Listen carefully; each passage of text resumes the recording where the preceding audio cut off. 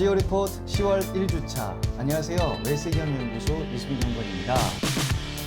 지난 9월 30일 중소벤처기업연구원에서는 월간 중소기업 동향을 발표했습니다. 지난 8월 기준 중소기업 자금사정 실적치는 전월비 1.9% 하락하였는데요. 특히 소기업이 3.6%나 하락하여 기업 규모가 작은 기업일수록 자금 흐름 사정이 좋지 않다는 것을 알 수 있었습니다. 또한 시중은행의 중소기업 대출 규모가 전월보다 무려 7.5조 원, 0.9% 증가했는데요. 이에 대한 세부적인 내용과 경기 흐름에 대해서 잠시 후 알아보도록 하겠습니다.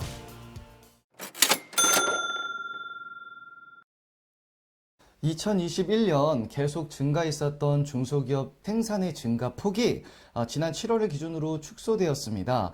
6월 기준으로는 9.4% 증가했었던 반면에 7월은 1.1%로 감소폭이 크다고 볼 수가 있는데요.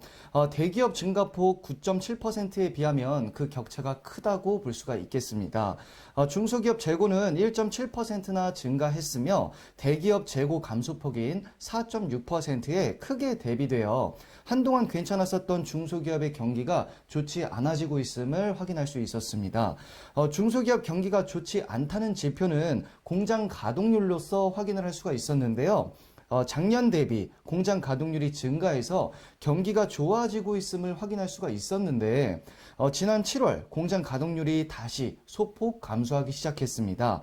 특히 소기업의 경우는 2020년 수준으로 다시 감소하고 있고 원자재 가격 상승에 따른 전기요금의 인상도 더욱더 악재가 될 것으로 보여집니다.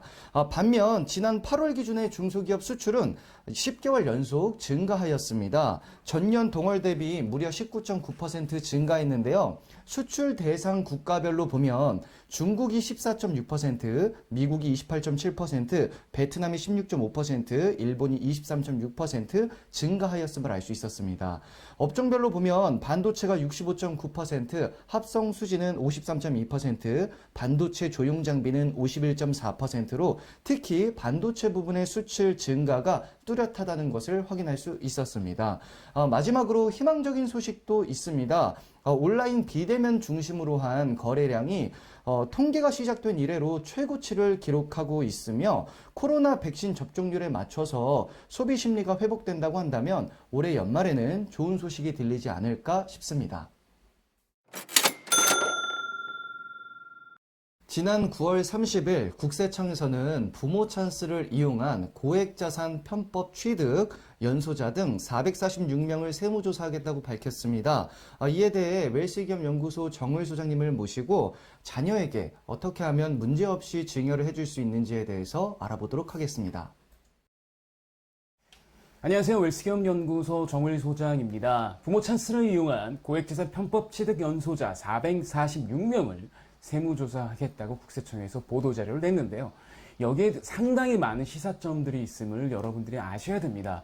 특히 우리 자녀가 이제 결혼을 앞두고 있거나 아니면 이제 자녀가 독립을 해야 되거나 뭐 이런 고민을 하고 계신 분들이라면 솔직히 이제 좀 위기가 왔다고 봐야겠죠. 작년까지는 자녀에게 증여재산 공제 한도 내에서 증여세 없이 증여를 하고 그다음에 배당에 많은 부분을 몰아주는 초과배당으로 자금 출처를 만들어줄 수 있었는데 올해부터는 초과배당 자체가 증여세 과세 대상이 되다 보니까 이제는 좀 쉽지 않다라고 볼 수 있습니다.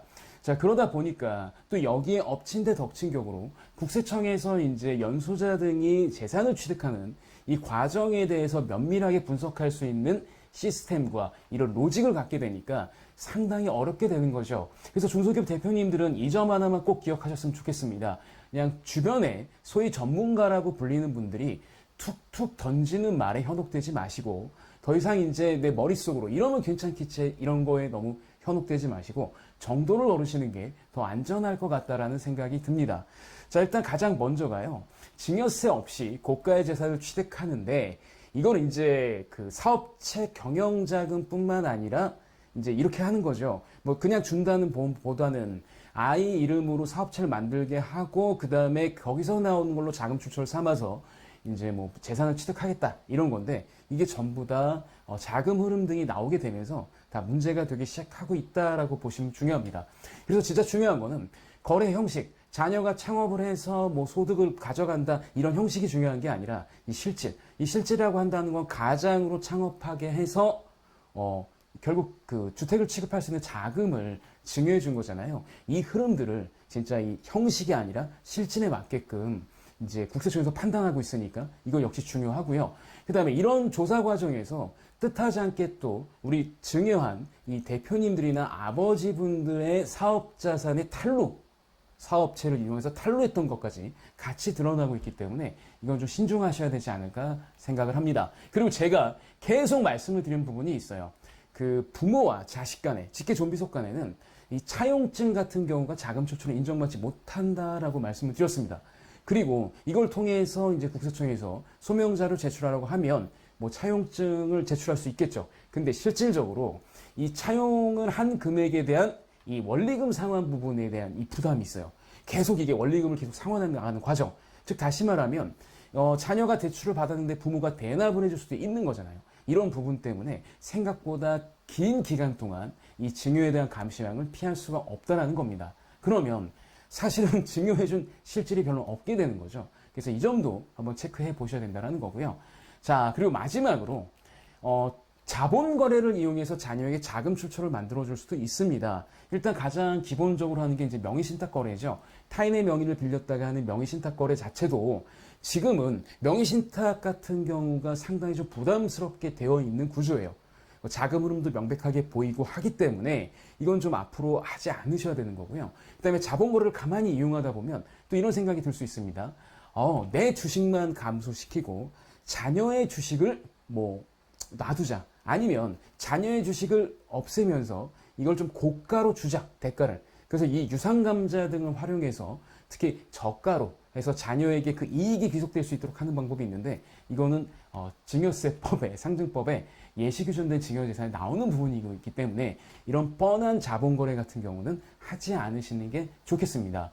그러면 어떻게 하면 정도를 걸어가면서 그리고 위험을 느끼지 않으면서 과세당금 위험을 느끼지 않으면서 속칭 제대로 자녀에게 증여할 수 있느냐, 이거는 오랜 시간을 가지고 차분하게 준비하시면서 매년 일하지 않는 자녀에게, 일을 하지 않더라도 자녀가 어디에 있든지 간에 자금 출처를 만들어줄 수 있는 그런 거래들을 만드시는 게 중요할 것 같습니다. 이 거래를 만드는데 저희 웰스기업연구소에서 도움을 드릴 테니 언제든지 상담을 요청하시면 좋을 것 같습니다. 이번 주는 여기까지입니다. 이번 주 저희가 준비한 소식은 여기까지입니다. 저희 웰스기업연구소는 중소기업의 성공을 위해 항상 최선을 다하겠습니다. 좋아요, 구독, 알림 버튼은 저희가 컨텐츠를 만드는데 많은 도움이 됩니다.